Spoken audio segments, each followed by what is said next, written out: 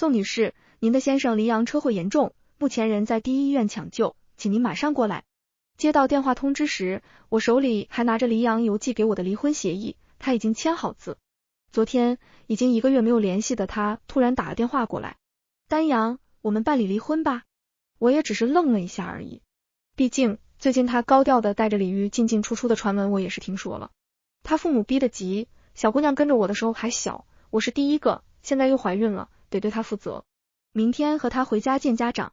对，我跟着他之前曾交过男朋友，创业时身体一直不好，至今我们也没有孩子。我们第一次上床后，他发现我不是第一次时抱住我，曾说过以后只有我，我也只能有你。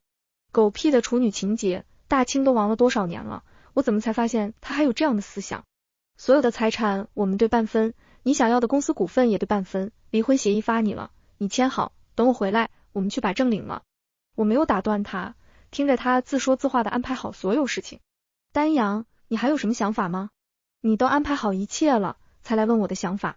我的想法可多了，想给你们俩两个大逼斗。你是不是忘了，你现在的公司还是老娘当初和你一手创建的，出轨的人还想要一半，想个屁。我本身就不是什么贤良的人，当初是为了爱情和身体回归家庭，1年前重回职业也是一职场女强人，闹了这么久，一半就想结束，然后去过自己的幸福生活，是你太天真，还是我太良善可欺？离婚协议内容我们再协议，等你回来我们当面沟通。你同意了？黎阳的声音有些许失真，真是有大病。等你们见完家长回来，我们带着律师一起商议离婚。祝你见家长顺利。说完，我挂断了电话，不管对面的黎阳脸色阴沉难看。电话挂断后，我把离婚协议搅碎，给我的律师打去电话，准备重新拟定离婚协议。出轨，老娘没让你净身出户，以示仁慈。可是现在准备离婚的他在医院急救，我变成了要决定他一切的人，世界有点玄幻。我赶到医院的时候，医护们很是焦急。原来在大货车迎面撞上来的时候，黎阳第一时间抱住了在副驾的李玉，李玉也会抱着他。2个人死死抱住的动作很感人，让人感叹爱情的伟大。可是现在任由医生怎么想办法也没能拉开黎阳的双臂，这样2个人都很难开展施救工作。而能决定的只有我，毕竟我是黎阳法定上的妻子，唯一的监护人。李玉的父母拉住医生的手，苦苦哀求，要他们快把2人拉开，赶快救治自己的女儿。现在唯一的办法就是截掉男士的双臂，否则没有办法分开2人。那就截掉啊，你们快救我女儿啊！李玉母亲叫嚷着，让本就嘈杂的急救室更加喧闹。我们必须要等监护人签字才能手术。护士只能耐着心的解释着，他没有父母，我们是他女朋友的父母，可以做决定。医生，你快救救我女儿吧，他那么爱我女儿，一定不会追究的。可怜天下父母心，不怪他们一心只想着自己的女儿。现在的情况，哪怕抢救，2位存活的概率也不大，请你们家属做好准备。出来的医生严肃地说着。听到这，我急步上前，可不能让他们死同学。医生，我是黎阳的妻子，请截掉黎阳双臂，全力抢救。听到我的话，嘈杂的声音诡异的安静了几秒。你确定？确定，我马上签字。医生看了我一眼，不知道是什么含义，估计是在想，都说就不活了，还就渣男，是不是脑袋进水了？李玉的父母看过来，脸上没有丝毫的愧疚，恨恨地瞪了我一眼。也是，什么样的父母养育什么样的女儿，明知道女儿是小三，还逼着见家长的父母能是什么好货色？可我不在意，你看，只有我能决定要不要救黎阳，以后啊，恶心他们的事情还多着呢。有了我的签字，急救迅速展开，我想手术一时不能结束，准备先找个地方解决自己的晚餐。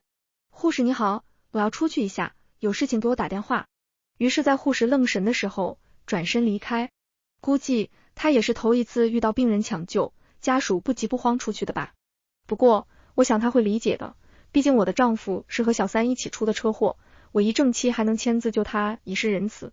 我在医院附近找了一家餐厅，点了最爱吃的番茄意面，大口的吃着，番茄酱有点涩，涩得我流了眼泪。这家的番茄意面没有黎阳做的好吃，原以为他的一切都不会让我再流泪。1年前刚刚得知他出轨，我闹过，哭过，疯狂过，最后换来他嫌弃的眼神和那句你看看你现在的样子，让我怎么再爱时。就暗下决心，不会再为他流一滴眼泪。可如今还是笑着笑着就哭了。也是，毕竟我们相识7年，携手6年，深爱过，一起贫穷过，一起打拼过，一起哭过，笑过。我大4那年，在一家传媒公司实习，遇到了同样是新人的黎阳。听从前辈的安排，我去打印开会需要的资料，老旧的打印机和我作对一样，不听使唤，气得我使劲砸了2下打印机，动静惊动了旁边的他。打印机有点老了，需要点技巧，我帮你。他微笑着伸出援手，俊逸的面庞如阳光般照进我的内心，让我愣在当下。随着骨节分明的手在打印机上摆摆弄弄，打印机发出声音，我才回神。可以了，你下次使用的时候注意这个位置就可以了。说着又给我演示了一下。后来我知道了他的名字，慢慢的认识。再后来我们跟同一个项目，一起加班，一起由职场小萌新变成独当一面。那时候我们会为了项目争吵，然后很快的因为解决了一下难题而击掌庆祝。第一个共同负责的项目完美结束的庆功宴后，我们2人偷偷的又庆祝了一次，至今还记得。他说，丹阳，我爱你，我们交往吧，你的努力拼劲都令我折服，你的一切都让我沉迷，我会好好照顾你。那时候他满眼是我，眸子亮亮的。我答应那一刻，我们紧紧相拥，仿佛拥有了全世界。我擦干眼泪，走出餐厅，黑色的夜笼罩着一切，紧了紧身上的薄衫，慢慢的走向医院。好神奇，上一次他住院是胃病严重，那一次我们还好好的，我会为他煲汤，安慰他，照顾他。他会心疼我为了煲汤烫红的手，会笑着和我说，没事，养养就好了。这次我们拿下了这个大项目，可以给你买你看中的那套别墅了，你老公棒不棒？可现在他将出轨的人紧紧抱住，自己走向死亡。多讽刺，原以为可以白头到老，却终究败在一朝情变。坐在手术门外的椅子上，看着对面焦急的老夫妻，不禁苦笑。第一次听到李玉的名字，是我刚刚离开公司不到1个月。2年多前，由于创业初期的玩命工作，我的身体出现了红灯。我和黎阳也计划开始要孩子，于是在医生的建议下，开始停工养身体。那时候我还没有退出公司大群，听说了行政处新来了一个小姑娘，刚来犯了几次错，被主管训了。小姑娘单纯，不懂得职场，出来也是不懂得争辩，被骂了就默默的哭，加班学习。我当时还在想，是个有闯劲的小丫头，但是职场没有人有义务教你，都是自己走过来的，也就没太关注。后来再次听说她是从黎阳的嘴里。那天我们约好一起吃饭，去了我预定了好久才订上的私房菜。对面的黎阳低头回着手机信息，对我的问题有些敷衍。谁的信息让你这么着迷？听出了我话里的生气，他才抬头温柔的笑着说，公司的事情谁都没有你让我着迷。一边说着，一边把手机递给我看。我秘书在和我确定明天的行程，小姑娘刚调岗，有些生疏，但是还算认真仔细。我看着手机界面，聊天框确实都是公事。我记得这小姑娘没来多久吧，什么时候成你秘书了？听到我知道这个小姑娘，对面的黎阳惊讶了一瞬，但也没有什么异常。对，李玉来了有4个月了吧，之前在行政处，我看她工作认真，挺踏实的，正好唐伟要调去业务，就把她调来了，还在和唐伟学习交接。怎么，我换个女秘书，你吃醋了？说着，他还冲我眨眨眼，一副打趣的样子。当时的我也只是笑了笑，然后很自信的说，我这么好，你是瞎了才会出轨。黎阳大笑的揉乱了我的头发，谁家的这么自信？来我看看，原来是我家的啊。说完，双手捧起我的脸，一脸认真观察几秒后，点头说道，确实有自信的资本，我老婆那么漂亮，有魅力，我是瞎了才会出轨。然后低头亲吻我。后来他是什么时候瞎的呢？我不知道，只是渐渐的，他不会向我汇报行程，和我单独吃饭的次数越来越少。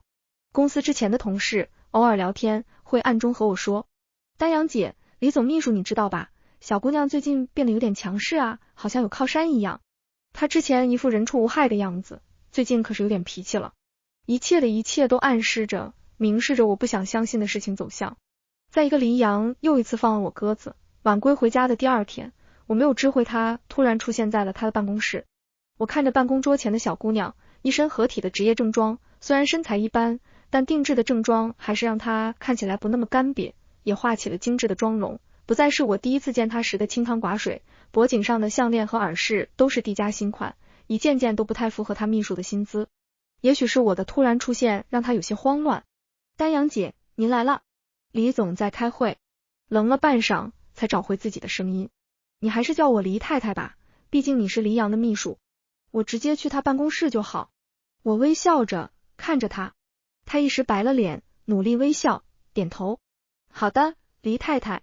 突然对我自己感到有点可悲，之前在公司我从没自称过黎太太，而如今只能靠着这个身份给他打击。我打量黎阳的办公室，办公桌上我们的合影还在，可是多了一盆小绿植，养得不错。我坐在办公椅上，不知道自己此刻来这里的目的，只是不想5年的感情就这样散了，不想失去他。黎阳推门进入办公室，看见我，没有露出惊讶，微笑地走向我，半坐在办公桌，伸手轻轻地拨开我额前的碎发。今天怎么过来了？一贯的温柔，不像是出轨的丈夫。想你了就来了，我们已经1个月没有单独在外边吃饭了。你最近很忙吗？我不动声色地看着他，流露出思念。最近比较忙，和光华的项目出了一些问题。话音刚落，李玉没有敲门就走了进来。李总，您的咖啡。我看着他，突然就笑了。黎阳，你这个秘书不称职哦，我进来半天了，都没说问问我喝什么。听着我的话，李玉适当的展示出一丝慌乱和不知所措，仿佛我在欺负他。丹阳姐，不是，黎太太，不好意思，刚有点事忙，你想喝什么？我现在去准备。我看向黎阳，他的眉头微蹙，想来是对我直接表明不太舒服，但仍是打破了尴尬。你去沏一杯玫瑰花茶。不用了，我一会就走。你先出去吧。看着小姑娘一脸委屈的出门，我抬头看向黎阳，开口道，你这个秘书不太称职，职场礼仪和能力都不太匹配，没记错的话，他担任你秘书快1年了吧，还是这样的表现，建议你换个秘书。平时挺认真的姑娘，今天看着你紧张了吧，毕竟你在公司的威望一直都在。不说他了，你想吃什么？我们晚上去。他笑呵呵的准备转移话题。我看着他，认真的说道，黎阳，我不喜欢他，我希望你辞掉他，以后再不要有什么联系。我认真的语气终是让他感到了严肃。丹阳，他只是我的秘书，今天可能是犯了错，但不至于被辞退。我说我不喜欢他，不想他出现在你身边。我不想说的太直白，只想切断他们之间的联系。如果他能回头，那么我可以不管之前他们发生了什么。丹阳，你不要无理取闹，你也是从职场小白走过来的，无缘无故开除人家，你知道对他是很大的伤害。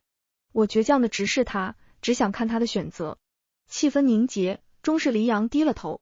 好吧，谁让你是我老婆，但是我也不能直接开除他，让他转楼下的业务组吧，平时我们也不会有交集，好不好？老婆，我只有你的，你要相信我。今天我们去吃你一直说的那家烤肉吧。他拉起我，将头埋在我的颈间，哄着我，但此时我的内心却荒凉得很。他此时的举动明显是不会做出选择，此时他可能更倾向我，但还是不想放弃李玉。我表面笑着，任他牵着手一起走出办公室。看着我们一起牵手出来，李玉一瞬间红了眼角，仍然伪装坚强。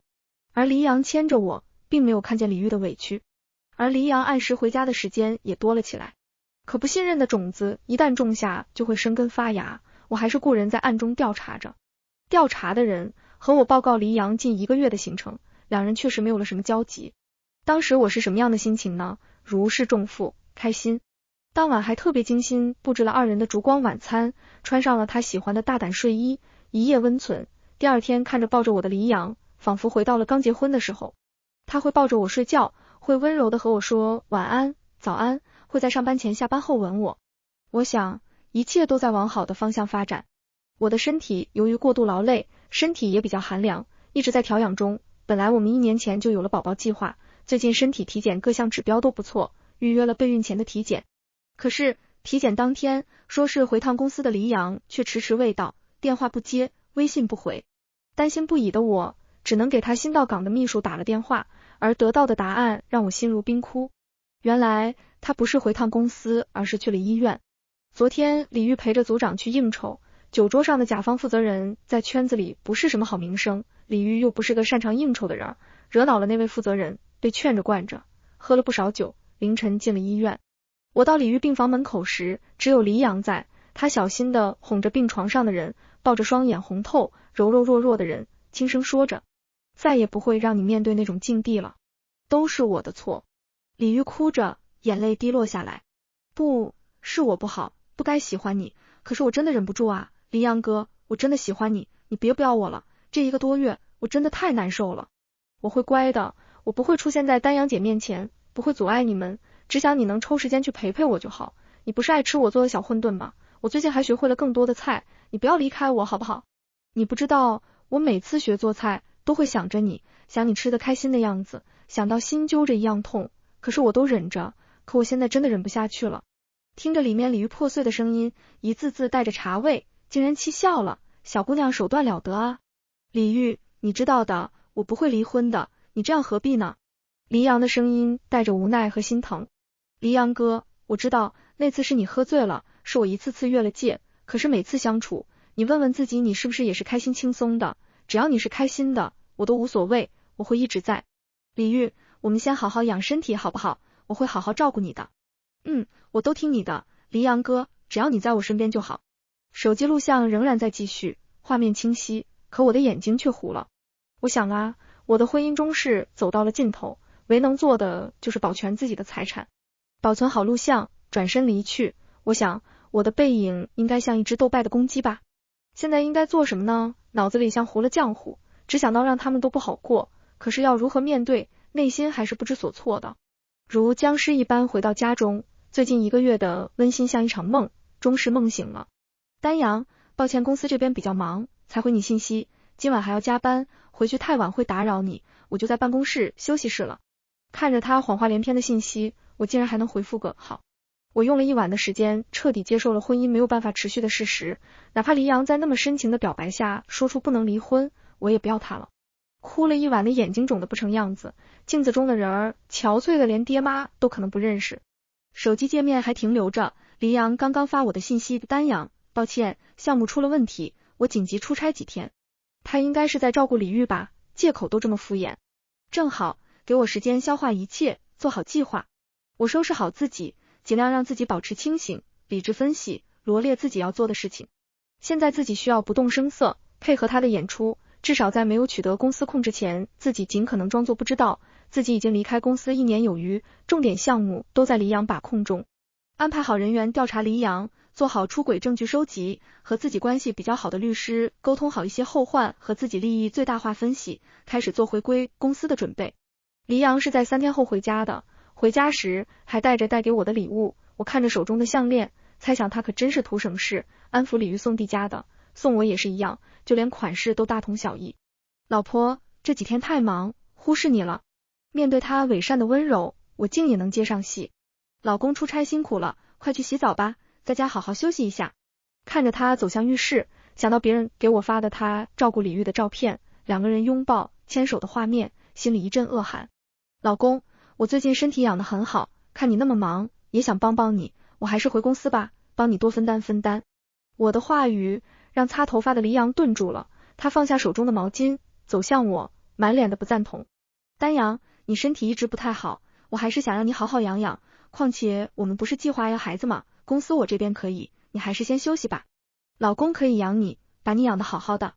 他抱住我，努力安抚，可惜我已经下定了决心。我知道，但是我真的想回公司，我想了很多，我还是喜欢工作的日子，我保证我会先照顾好自己。还有啊，我不去业务部，先在后勤，至少有个事情，不至于让我太闲，好不好？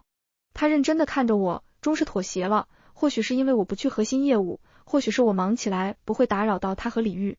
不管怎样，回公司的目标完成。我以行政副总的身份重回公司时候，李玉已经离职，他被黎阳安置在了一个高档小区，介绍到一家朋友的公司，做着可有可无的工作，这几天还算老实，而黎阳也会偶尔过去吃顿野餐。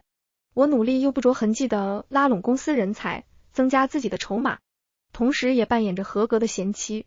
大概是我的不作为让李玉着了急，他添加了我的微信。我看着他昨天那条朋友圈，图片上丰盛的晚餐及对面只露出一只男士手的照片，配文2人3餐最是幸福。我想他的这条朋友圈应该是特意给我看的，更甚可能是仅我可见，毕竟那只手还戴着我们的婚戒。我笑了笑，将朋友圈截图，不搭理他的小把戏，毕竟人我不要了，钱才是一定要的。面对几次朋友圈的示威被我忽视后，中视给我发了消息，界面上语言卑微，茶味浓浓。丹阳姐，对不起，我真的太爱黎阳哥了，请你原谅，我真的不能没有他，他也爱我。他说在我这待着舒心，如果可以想要一直和我在一起。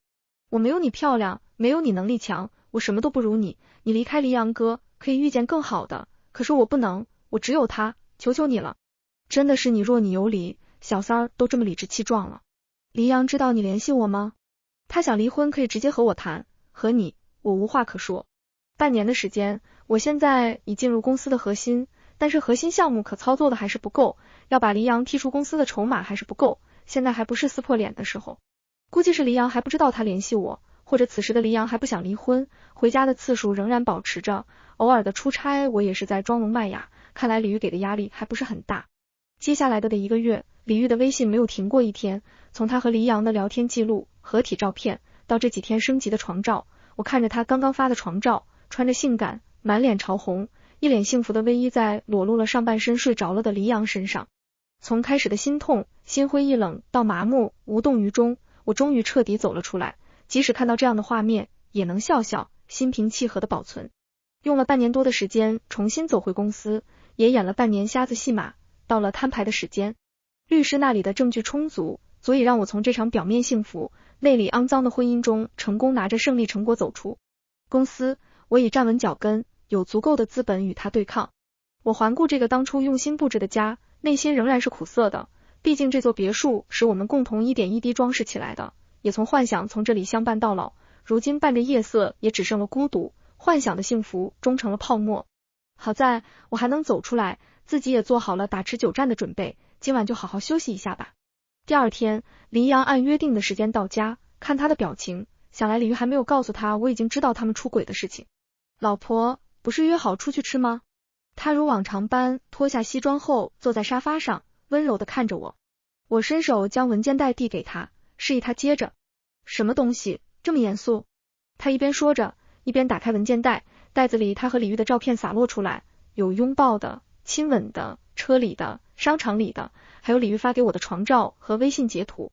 黎阳的脸瞬间黑了几个度，快速地看向我，将照片扔在一边，试图抓住我的手。老婆，事情不是这样的，我们只是逢场作戏，老婆，你原谅我。黎阳，你知道我的脾气的，当时我让你开除李玉就给过你机会了，也相信了你说的不会联系，可惜你让我失望了，对你也不会再有信任感，我们离婚吧。不，我不会离婚的，我爱的还是你，我们走到现在不容易，你也知道不容易啊，当初创业，我陪你吃泡面，陪你应酬，和你一起打拼，你说过要给我好的生活，你说一切都是我的，可现在不过才6年，黎阳，你知道当我看见李玉给我发的照片的时候，我有多绝望吗？你放过我吧，看在我们往日的情分上，你把离婚协议签了吧。说着，我将另一个文件袋里的协议递给他。我不会离婚的。他猩红的眸子看着我。我不懂，出轨了为什么不离婚，连协议内容都不看看。黎阳，我是真的要离婚，你看一下协议，因为你出轨，现金、房产归我，公司股份我要我们共同的60%，至于你之前给李玉花费的，我不计较。情理讲不通，只能讲理。你准备很久了吧？黎阳定定地看着我，突然笑了起来。你什么时候知道这件事的？李玉发给你这些东西之前就开始准备了吧？你防着我呢，还是一直不信任我啊？我不会离婚的，李玉我会处理。说完，黎阳撕碎了离婚协议，拿着西装外套上了楼。